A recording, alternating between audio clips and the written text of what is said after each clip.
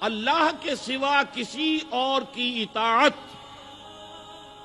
جس سے اللہ کی معصیت لازم آتی ہو، شرک۔ لا طاعت لمخلوق فی معصیت الخالق، مخلوق میں سے کسی کی اطاعت نہیں ہوگی کہ اس معاملے میں جس میں خالق کی معصیت لازم آ رہی۔ ہاں، خالق کے احکام کے اندر والدین کا حکم بھی مانو، اطاعت کرو، اساتذہ کا حکم مانو، کسی اور کو اپنا لیڈر مانا ہے اس کا حکم مانو، لیکن ناٹ بیونڈ وہ جو سرکل ہے کتاب و سنت کا، اس سے باہر نہیں۔ لا طاعت لمخلوق فی معصیت الخالق، یہ آپ الجبرے کے فارمولے کے طور پر اپنے سامنے رکھیے، اب اسے اپلائی کیجئے۔ جیسے فارمولوں کے ذریعے سے پھر بڑے بڑے وہ سم جو ہے وہ حل کیے جاتے تھے سوالات۔ صبح کا وقت ہے، آنکھ بھی کھلی ہے، کوئی اذان کی آواز بھی کان میں آئی ہے، آپ کا نفس کہتا ہے ابھی سو جی۔ آپ نے اپنی چادر یا کمبل کو درست کیا اور کروٹ لی اور سو گئے۔ یہ کیا ہے؟ آپ نے کس کا حکم پیچھے پھینکا اور کس کا حکم مانا؟ اللہ کے حکم کو پیچھے پھینک دیا، نفس کے حکم کو آگے رکھا۔ یہ شرک، اس شرک کو جاننے والے بہت کم ہیں۔ مولانا روم نے خوب کہا تھا، نفس ماں ہم کم ترس فرعون نیست لیکن اورعون ایراعون نیست۔ میرا نفس بھی فرعون سے کم نہیں ہے۔ فرعون نے کہا تھا نا الیس لی ملک مصر وہذہ الانہار تجری من تحتی، کیا اس ملک مصر کی حکومت میری نہیں ہے؟ اور سارا جو یہ آب پاشی کا نظام ہے، انہار کا نظام ہے، وہ میرے کنٹرول میں نہیں ہے؟ جس کا چاہوں موگا کھلا رکھوں، جس کا چاہوں بند کر دوں۔ یہ تھا خدائی کا دعویٰ، انا ربکم الاعلی۔ تو مولانا روم کہتے ہیں میرا نفس بھی اس سے کمتر نہیں ہے۔ وہ کہتا یہ جسم میرا ہے، اس پر میرا حکم چلے گا، میں نہیں جانتا کون اللہ کون رسول، کیا حرام کیا حلال۔ تو فرعون سے کم تو نہیں ہے میرا نفس، لیکن اورعون اس کی بہت مدد تھی، فوج تھی، لاؤ لشکر تھا، تو اس نے زبان سے بھی کہہ دیا کھل کر انا ربکم الاعلی۔ میں مسکین ہوں، غریب ہوں، میرے پاس کوئی طاقت نہیں ہے، میں زبان سے تو کچھ نہیں کہہ سکتا، اندر سے میرا نفس یہی کہتا۔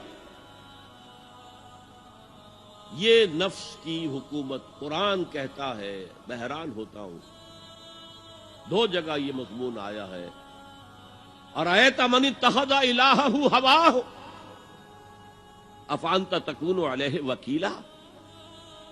اے نبی تم نے دیکھا اس شخص کو، اس کے حال پر غور کیا جس نے اپنی خواہش نفس کو اپنا الہ بنا لیا ہے۔ اللہ اکبر،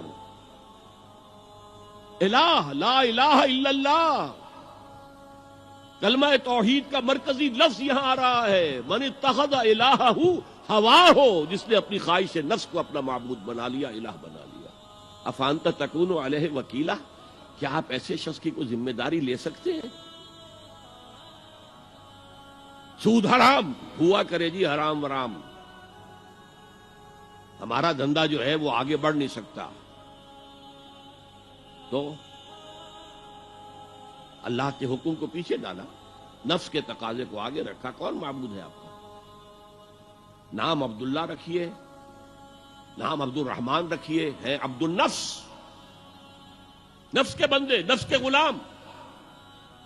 یہ میں نے یوں سمجھیے کہ جیسے میں نے ہجرت اور جہاد کی ڈیفینیشنز کی تھی۔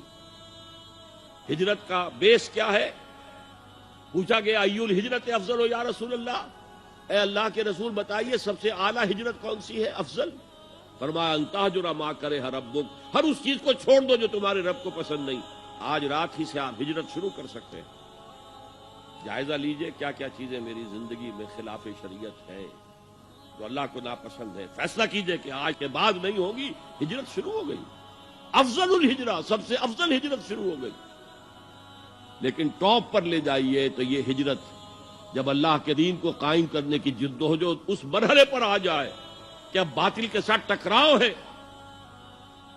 اور اب چاہیے کہ ساری قوت ایک مرکز پر جمع ہو جائے، ہجرت فرض کر دی گئی، وہ ہجرت گھر بار چھوڑ کر، اہل و عیال کو چھوڑ کر، اور مکے کے بھیڑیوں کے رحم و کرم پر چھوڑ کر اپنے گھر والوں کو جو لوگ ہجرت کر کے آئے، حکم تھا۔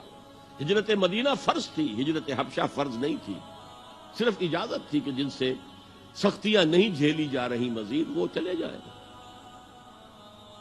تو ہجرت کا یہ ابتدائی نقطہ، انتہا یہ جہاد، المجاہد من جاہد نفسہ، جہاد تو یہاں سے شروع ہو گیا، اپنے نفس کے خلاف جہاد کرنا۔